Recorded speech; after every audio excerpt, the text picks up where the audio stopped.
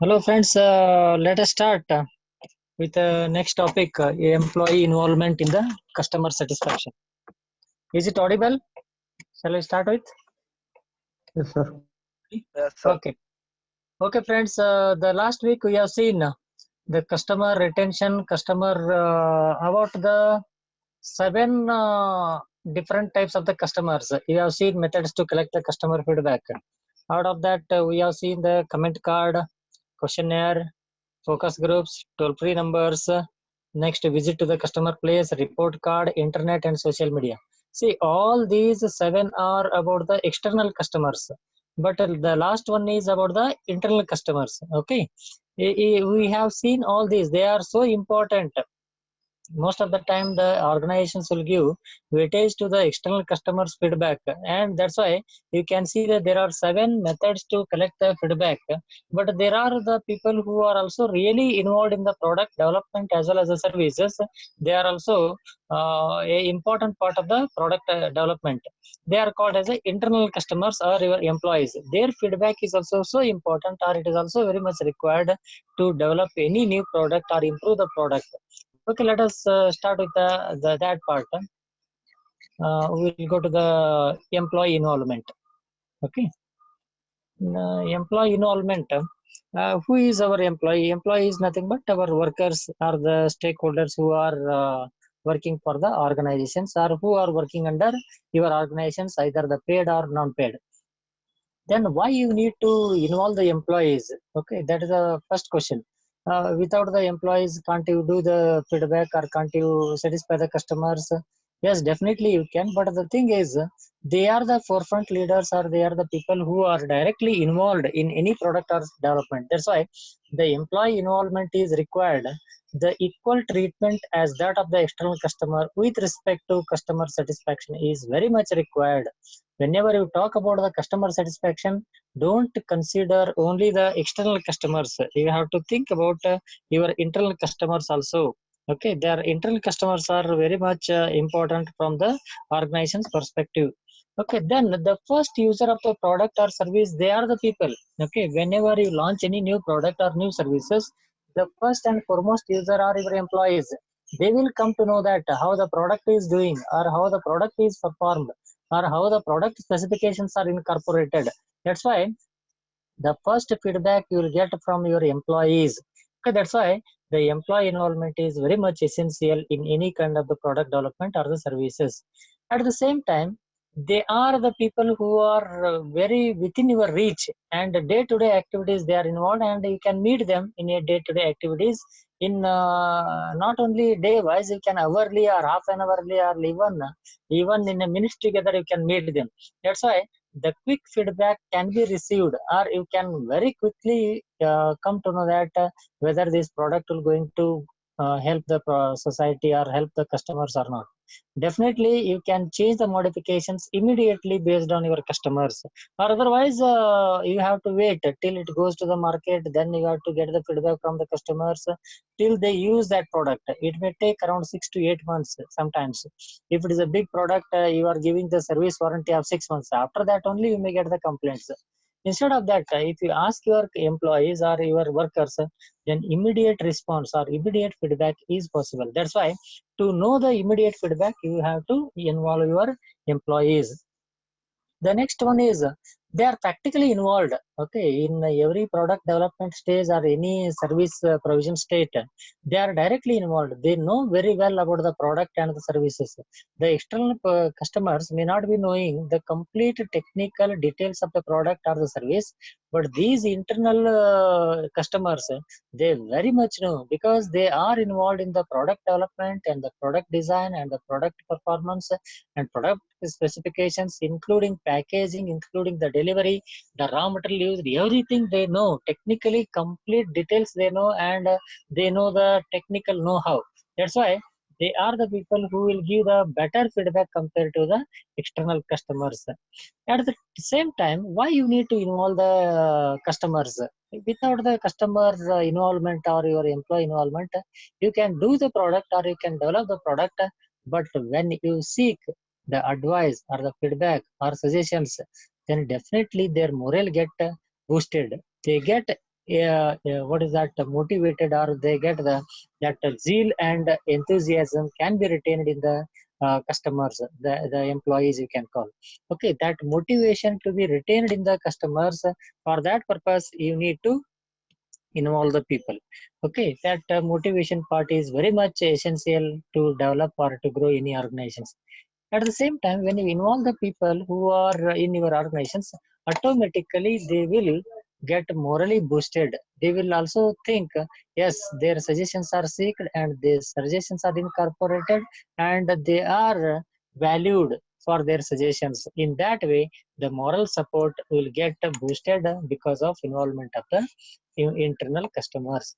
Then you have to, when you involve the people, they feel they are also part of the that organization family. Okay, they will feel that comfort zone. They will feel they are also listened. Their voice is heard from the managers or from the employers. Okay, in that way, they feel they are also treated very well in the family of that organization. Because of these reasons, you need to involve the customers, that too internal customers are the your employees. Okay, these are the parameters with which you can boost their morale. Then what is that, how the behavior of the internal customer is changed or changing with respect to the external customers? Because see, external customers are totally a different part. They are outside your world. Okay, you may not have any control over the what is happening with the external customers. They may or they may not come back to you.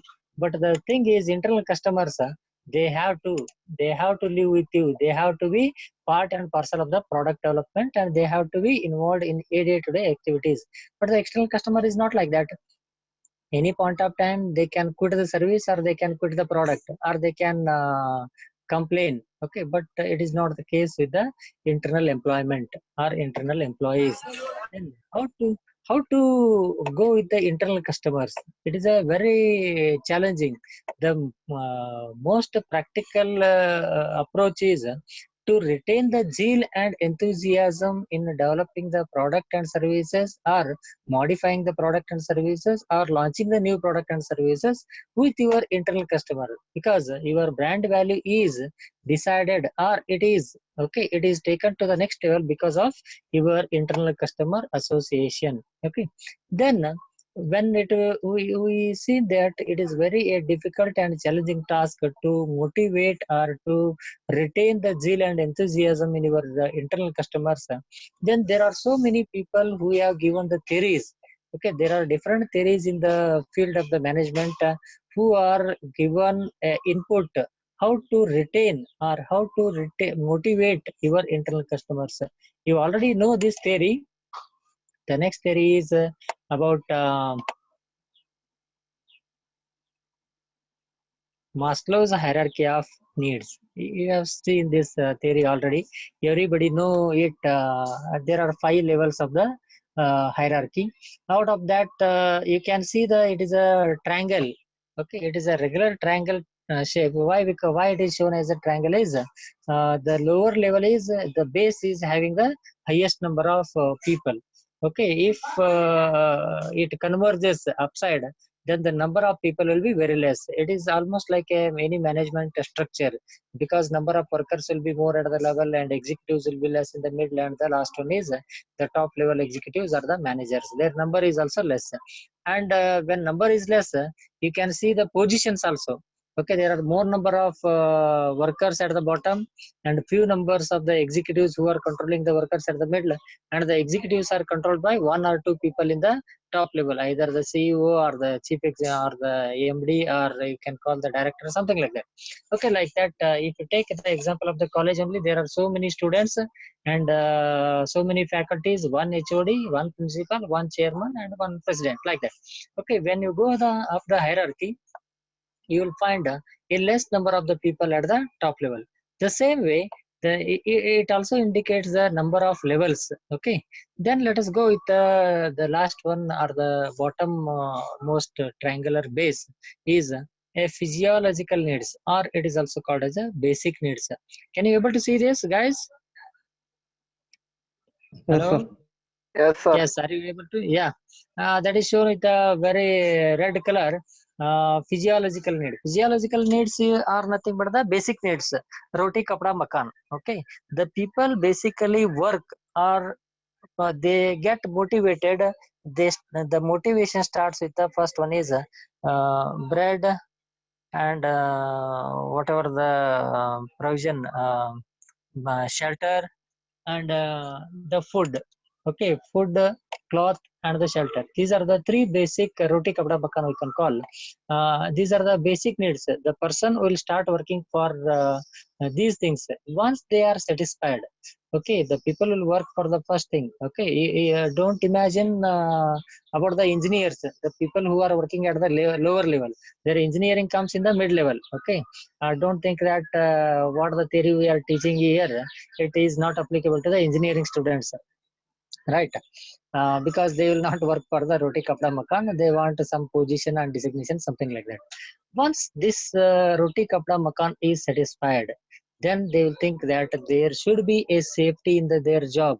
Okay, whatever the kind of the job they are doing, there should be some safety. Safety in the sense their employment may be okay.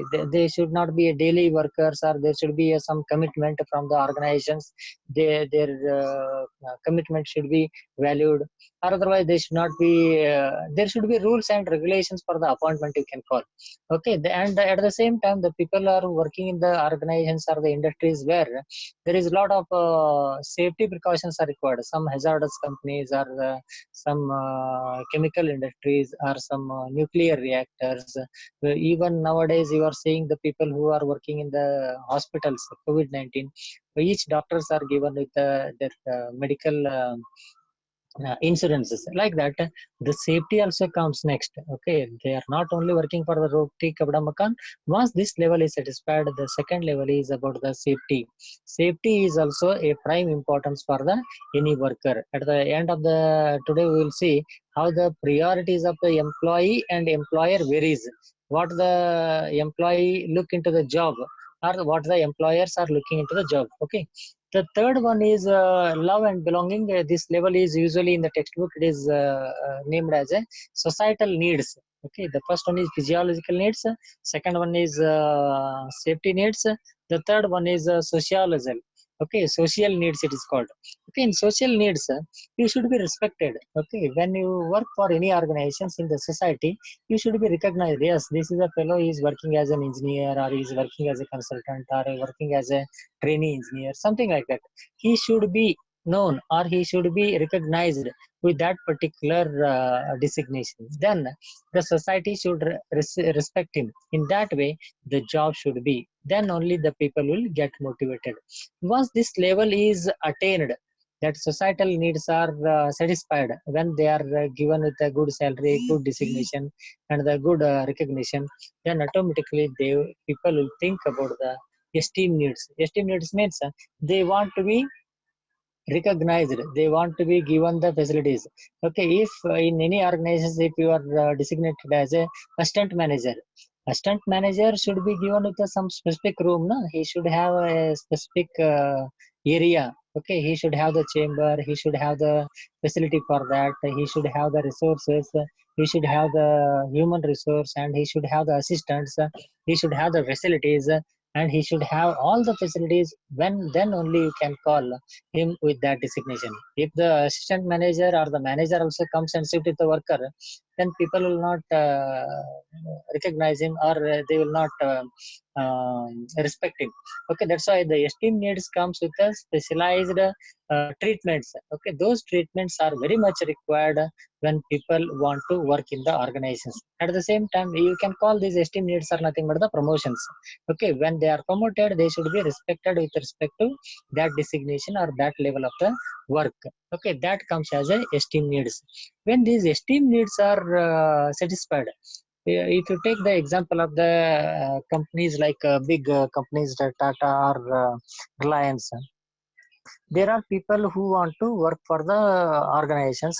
When you promote them, they may want to go for the, yes, there may be a ambition, they want to become a CEO of that company, or one day they become a executive manager for the south or executive manager for the north, something like that. The people have their wish to attain the highest positions, okay, based on that. And there are some people who don't want to go to the higher level, they are happy with, even if you promote them they will not go there, okay, they want to come back to their original position. But there are some people who are so ambitious, they want to reach that top ladder, okay.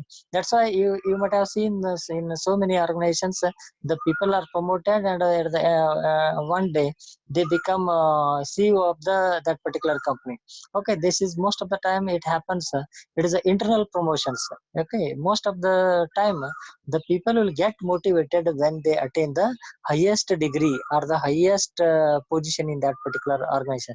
That is called as a self-actualization. Self-actualization is nothing but they want to attain the highest position in the organization.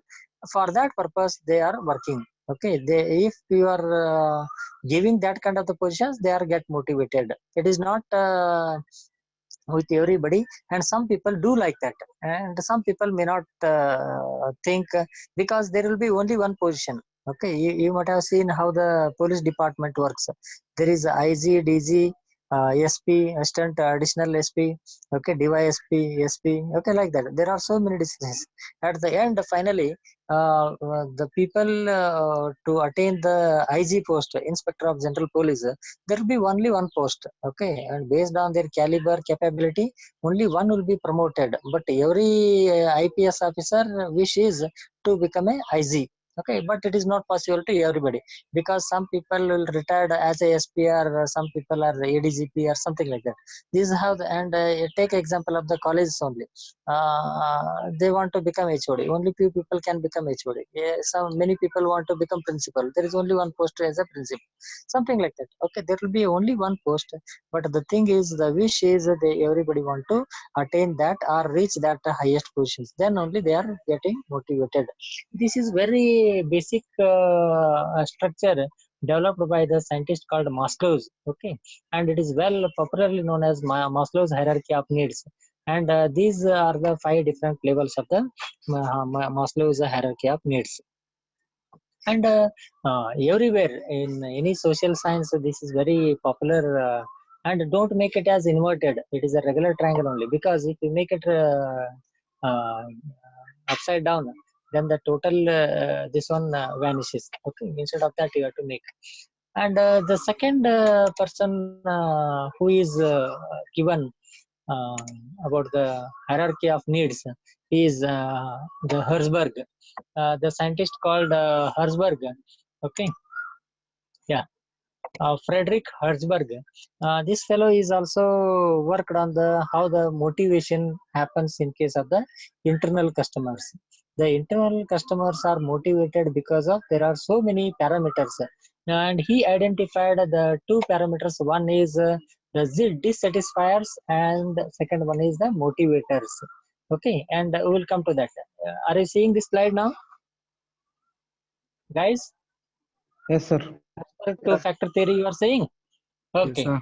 Okay. He is the second scientist who has given the inputs about how the motivation happens to the workers.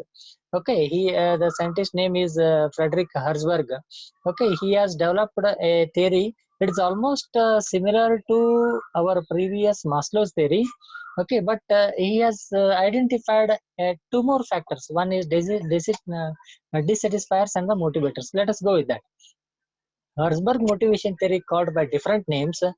They are two-factor theory, Herzberg motivation hygiene theory, and dual structure theory. Like that, there are different names are used for this Herzberg two-factor theory. Most of the time, it is called as a Herzberg two-factor theory, or sometimes they will elaborately tell about motivation and hygiene theory also. Okay, motivation and hygiene. These are the internal terms they are using, and sometimes they will call as a Herzberg dual structure theory also. Okay, here this theory was developed in the 1959. around 70 years back, 60 years back, this theory was developed. Till today, these things are practiced, very well practiced. He did his by interviewing over 200 professionals across the industry. Okay, the interviews conducted to know the interviewees about their most and least happiness with their jobs. Okay, it is just like a survey conducted to know the satisfaction and dissatisfaction about their employment. Okay, what factors makes them happy and what factors they make them dishappy. Okay, these factors they identified, and they understood how to go ahead with that people. And he usually when the survey is conducted, the people will be responding. Sometimes they will tell the correct thing, and sometimes they may not. Okay, but considering all those things, when the analysis is made, they will take care. Okay, how to take up the respondents. Okay. Based on the respondents' responses, the theory was developed. It is called as a two-factor theory. Let us see what is that two-factor theory is. Okay, can you see this diagram now? There are two factors. One is upward arrow and one is downward arrow. Okay. Usually the dissatisfiers, okay, they are called as they are also parameters. If you give the importance, they will become satisfied. If you don't give, then automatically they are dissatisfied. They will not quit the job, but they are not happy with that kind of the parameters. You can see there are motivating factors increase the employee job satisfaction. There are poor hygiene factors decreases the employee job satisfaction. The people will express very quickly why they are happy and why they are not happy. Okay, then what are those parameters which make the employees happy, and which are the things which are not making the employees happy? Let us those things we have to check into. Otherwise, unless until we identify the people who are happy and who are not happy, not happy because of, then it is very difficult task. Okay, that's why one should understand what are the parameters which are going to make them the customer happy. Okay, these are the parameters. You can see those job dissatisfiers and job satisfaction. Okay, here we have given two parameters. So let us start with the right hand side. Motivation factors. Why the people are get motivated? The people are get motivated only because when you talk about Frederick, job satisfaction, the achievement. If you recognize their achievement, or if you give the scope for the challenging jobs, then automatically the people will get motivated. And many people may not like to work for the routine kind of the jobs. They want to take the challenges. They want to achieve it. They want to achieve the targets. Okay, when you give that kind of the jobs, then automatically the people will get motivated. The achievement in the job is to be. At the same time, don't give only the challenges, but you have to appreciate the challenges also, the achievement after. Then when they achieve the challenges, you have to recognize. You have to give the respect. You have to give the rewards. Then people will get motivated. At the same time, don't give only the challenging job. Don't give assign the job only, but along with that, you have to give the responsibility. The responsibility is nothing but you are giving the freedom or full freedom to work for that, and you are giving the chance, or you are giving the authority, okay, to work completely, and then people will work wholeheartedly to take that responsibilities. And some people will not work a routine kind of a job.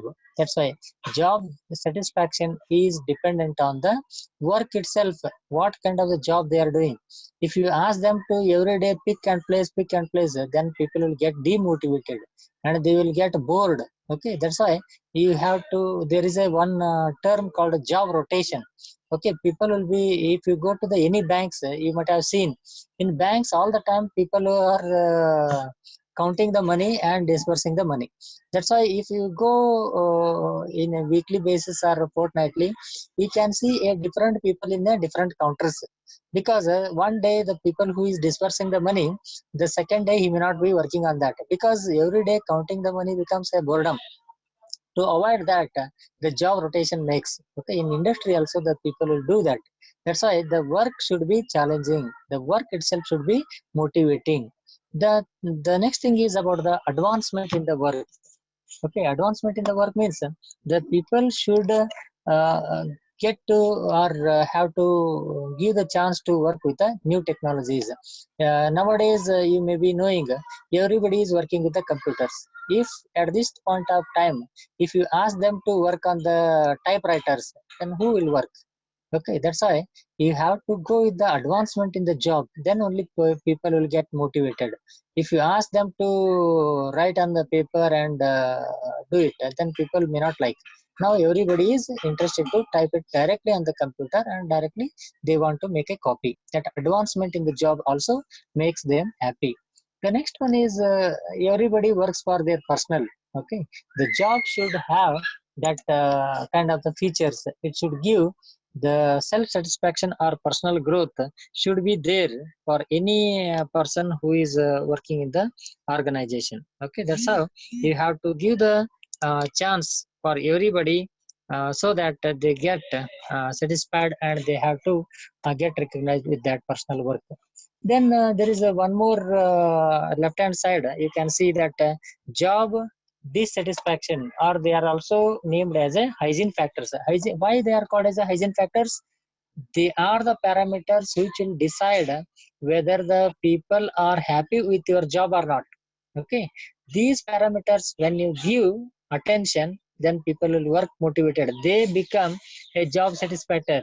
If these number, the left hand side parameters go on increasing, then your company will not survive for long time. That's why these parameters should be addressed. That's why they are called as a hygiene. If you don't maintain hygiene, then automatically you will feel sick. You will get into ill. Okay, that's why the working conditions, the people are not coming to work.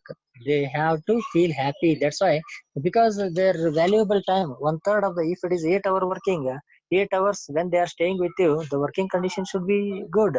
At the same time, the relation with the co-workers, there should be a cordial relation with the co-workers. They should not fight every day. Okay, that kind of the environment should be given. If you provide one chair for the two workers, then every day they will fight. Instead of that, you have to provide the condition for that. Then policies and rules, there should be a uniform policy from top to bottom. Okay, they have to listen, and they have to perform, and they have to obey the policies and procedures. In that way, the policies and procedures and the rules and regulations should be uniform. If you don't have any policy, regulations, and the rules, then whatever the things you want to do each day, then automatically they will feel this, they will feel unhappy. That's why these are also the things which will be very crucial. The next one is supervisor quality. If the supervisor is irritating you, if he is stressing you, then automatically people will not work. If he is giving simply the targets without providing any resources, then automatically people will feel very stressed. Okay, that's why the supervisor or supervising quality is also makes sense in the job satisfaction. The second one is base wage and the salary. People will work. Basically, I told in the beginning, in the Maslow's hierarchy of needs, they first start with their roti kapda makan. That's why the wages and the salary is also most important part. If you are not paying them on par with the other industry people, then automatically the people will get demotivated. They will work, but they will not be happy, and they will not involve themselves completely in the work. The next one is about the status in the sense, their job recognitions. Okay, if you are treating them like a laborers, or if you're treating them like a bonded laborers, then people will not work. Okay, you have to work with the respect, then only the people will be very happy, and they will do the job properly. Otherwise, people will not come for that work. Okay, they will be very dishappy or unhappy with that. Okay, see, friends, so with this, you can very easily identify if your motivation factors are there, then automatically there is no problem. But you have to see that these should not encrypt or they should not interrupt your work, or they should not get into your organizations to spoil. That's why these things should be taken care very effectively. That's why they are called as a hygiene factors. People will work, but they will not work with a complete potential, or they will not perform completely when the hygiene factors are not there. Okay, in this condition you can see that the Frederick very perfectly identified. And with this you can very easily see how this the last statement in this slide, the dissatisfiers are similar to the lower level needs and motivators are upper level needs of the Maslow's theory. You can very easily identify the working conditions, salary, co-worker, all these things. What they indicate? They indicate like safety needs, social needs, as well as the physiological needs. Then there is a esteem needs and self-actual needs. They are almost similar to your motivator needs. That's why that Herzberg has divided those 5 levels into 2 factors. The dissatisfier indicates the lower level, and motivators indicates the top 2 levels of the Maslow's theory. Okay, in that way, these two theories are almost same, but only thing is they categorized in a different way. Okay, friends, I think another 3-4 minutes is there. Quickly, we'll go to the next slide. Okay, then just now I told how the people are get motivated. Okay, how they work, and if you see the perspective, there is a employers and employee, the left hand side what you are seeing is employee, the people who are working. The right hand side what you are seeing is the employer, that is a job provider, the organization you can call. Okay, I think time is about to go now. Okay, in this case you can see that employees, yeah, these are the parameters which will work: the interesting work, appreciation for the work, feeling in on the things, job security, good wages, promotion or growth, good working conditions, personal loyalty, tactful disciplines, sympathetic help with the problems. Okay, these are the 10 parameters are taken when the survey is made, and the employees have given the feedback. What is their priorities? Okay, see there, the salary is not a first priority for any worker. You can see that the first priority is always the interesting work. But employer think that they start thinking, yes,